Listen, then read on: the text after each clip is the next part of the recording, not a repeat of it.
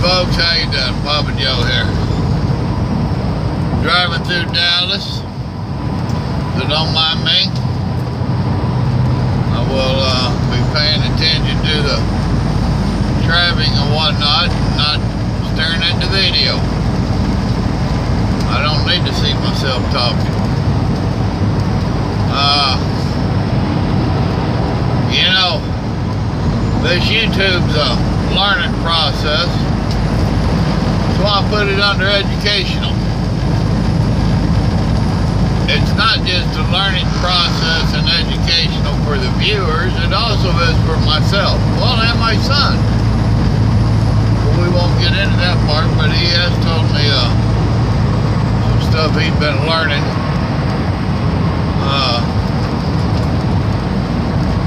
Now, when we start going through our statistics on here, it shows that I have mostly a male population, male viewers. I don't remember exact numbers. We'll say 95% male. The age group, the largest age group is actually between like 30 and 40, which kind of surprised me. The thing that really strikes me that I like is that I have noticed that same age group, being males, several of them's fathers, I don't know percentile, but they're eager to learn. They want to learn. Now myself, I didn't have a good father figure to teach me how to be a father. Now, he taught me how to work, taught me right from wrong. He taught me a lot of stuff. Well, you know, back when I was growing up, men were men. They were macho. They didn't show a lot of affection. They had their job to do. That's what they did. It was not happy days. I did not have a father that was just also loving and understanding and give you the world. It didn't work that way in our household at all. So I had to learn how to be a father on my own. Now, and if you watched any of my videos, you know me and my father were estranged for several years. There wasn't nothing there. There wasn't no bond there. There wasn't no relationship there. There was some anger there, resentment, all kinds of stuff. But in the later years, we did get back together. By then, I was a grandpa. I didn't need no advice on how to be a dad. And wasn't really interested in advice on how to be a grandpa. But my kids would tell you that he was not a grandpa to them. They barely knew him. Part of that's my fault. Part of that was his fault. But one little bit they did get to know him, it wasn't the best of relationships. Now I'm going through all of this for a reason. It ain't just get sympathy. You know me by now, I ain't into the sympathy for me, pity party BS. Now I'm telling you this because my average viewer, my average subscriber is young males between 30 and 40 years old, which means they got youngins.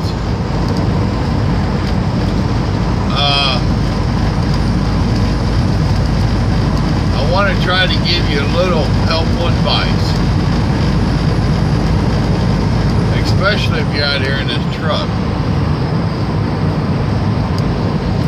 Now, first off, I want you to understand, in 2 miles, young man, keep to the left on US 75 North McKinney. that in 2 miles I'm going to keep to the left on 75 North to McKinney. But besides that, you've got to pay attention to them youngins. Now, I know if you've watched my other videos about marriage and all this, do not let it contradict itself, because it really doesn't. You just have different goals that you have to accomplish, and some of them at the same time. In the marriage, I told you that these youngins are only going to be here part-time, but your spouse is going to be here forever, hopefully. And to not let the children come between you and your spouse, and they shouldn't. You and your spouse's relationship should be totally separate from you and your child. So, make sense out of that one. And it's there. It's not that hard to understand.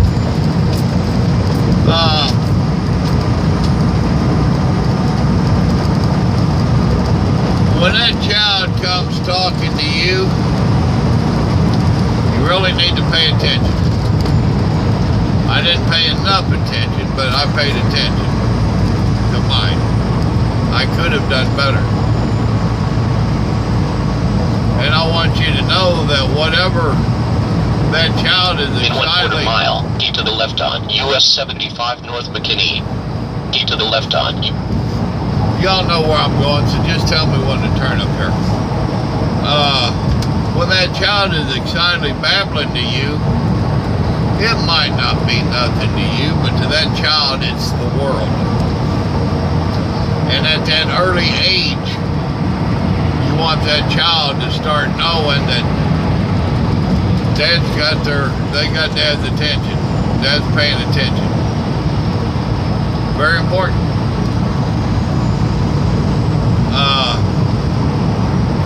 And you need to maintain that. I mean, it might not be nothing to you.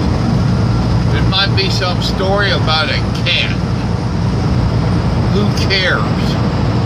Well, you need to. Because to that child, that's a very important story. And you want to build on a relationship that when that child comes to dad, dad is going to hear the child out. You ain't going to play the old George Burns thing or whatever his name was, but go away, kid, you bother me. No, that wasn't George Burns. What was his name? Damn it. Can't think of it right now. Somebody will tell me in the comments.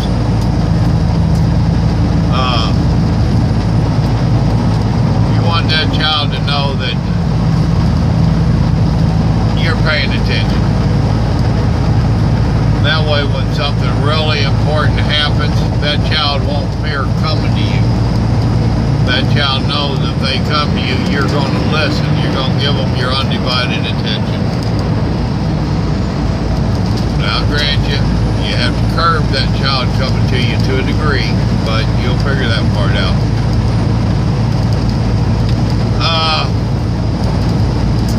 If you're out here in this truck, that makes hard to be a dad. Modern technology, my daughter's teaching me about the video chat, where I can video chat with my grandbabies a little bit. And that's kind of cool. If you're in this 30 age group, you already know more about that than I do.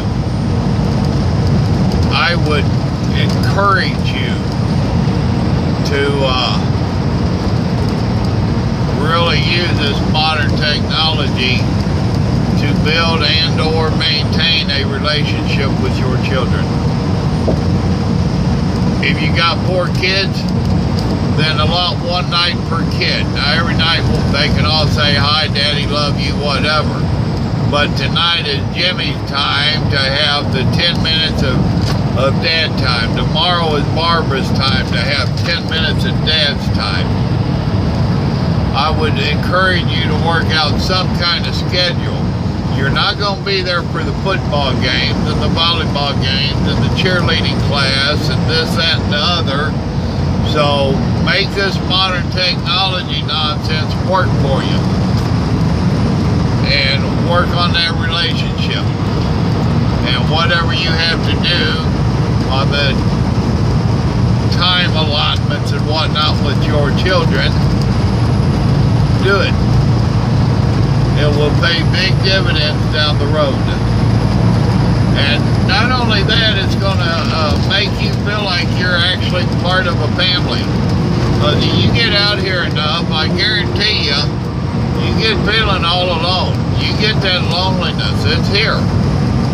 You get that poor me, everything's happening and the wife is in on it and I don't get none of it, wham.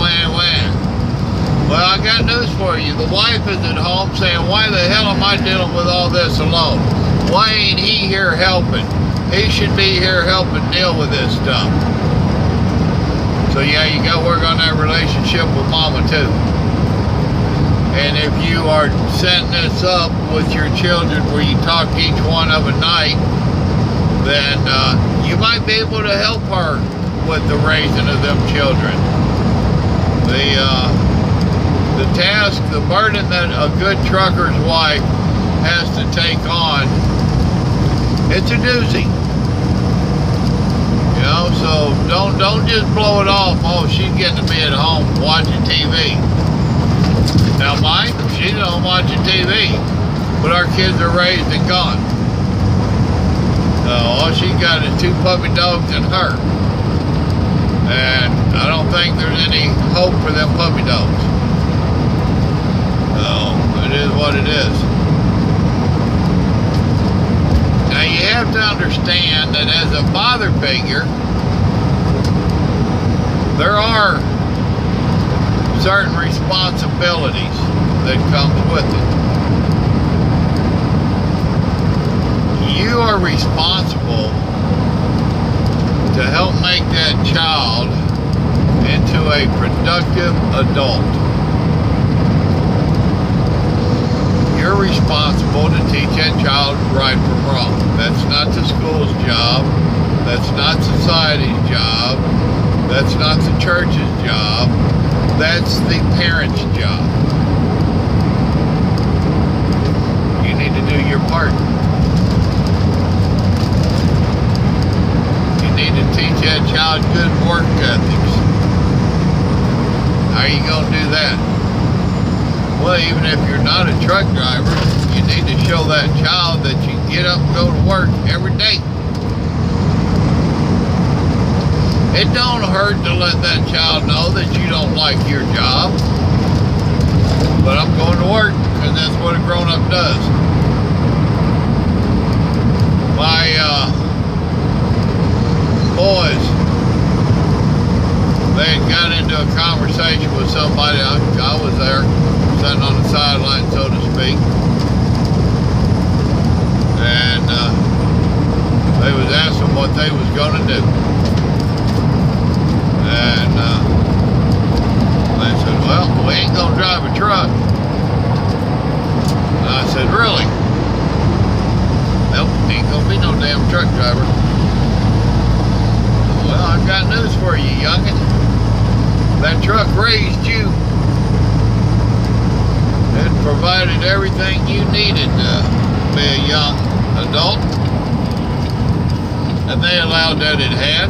Alright people, why we all stopping? Well, one of them told me, said, Daddy, why in the world would we want to do something that we heard you cussing all our lives? I never thought about it like that, but I didn't hide the point that trucking was a hard life. There was a whole lot of it I didn't like. I didn't realize I'd been cussing it all their lives, but yeah, I probably was. I mean, there's no reason for him to lie about it. So heed that little bit of advice as you're raising them youngins. Now, we had just got it. We'd bought a house on the lake in Georgia. wife had a decent job at a nursing home. She was a CNA or a CN, whatever. She was she was LPN. Every state calls it something different. She was not a nurse's aide. She was a licensed practicing nurse, whatever. She wasn't an RN. She was just down underneath it. So we had a bad wreck. My wife's been crippled up ever since. And no Social Security, none of that shit. It was her back. And we ain't going into all the stuff about it.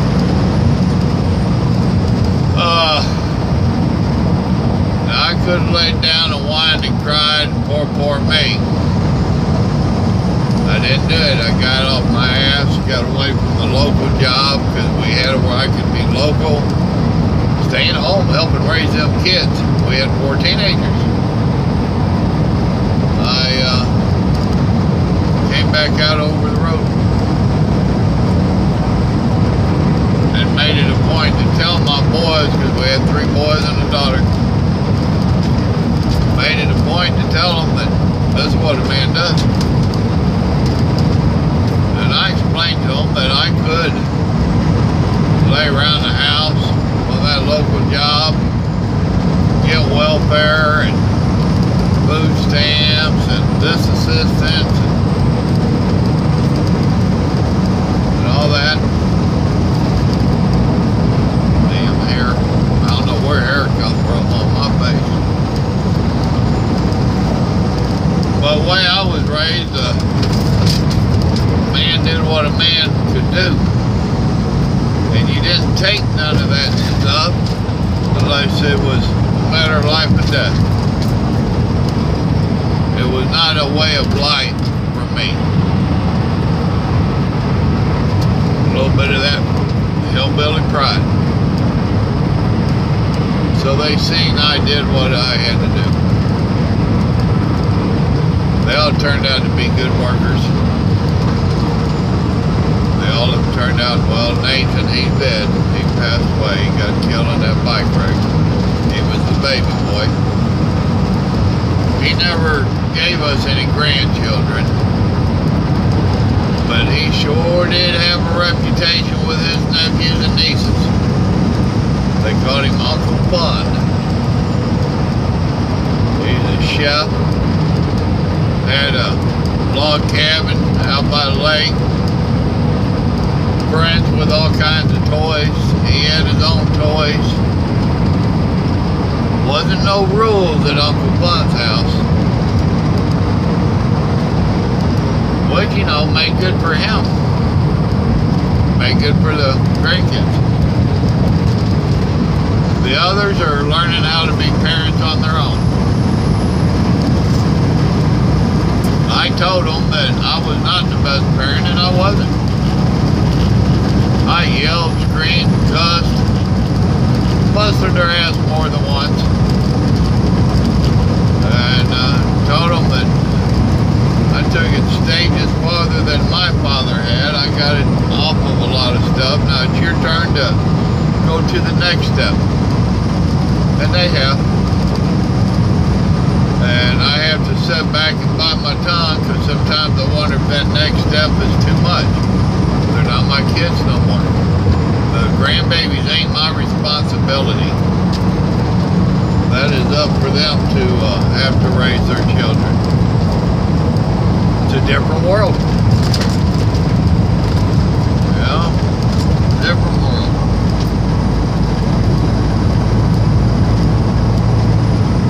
I did want to encourage you to be very active, young men, in the lives of your children. It's real easy as a father figure, especially driving a truck, to pass the buck off to the wife. That ain't fair to her. It ain't fair to the child. And down the road, you ain't gonna like it much your own self. Those are lessons I learned. I wish I had taken even more of an active role in my children's lives, but I didn't. So it is what it is. So there you go. A little unsolicited advice from an old man that you don't know. That's what every young father wants. So, with that, I'll tell you, God loves you.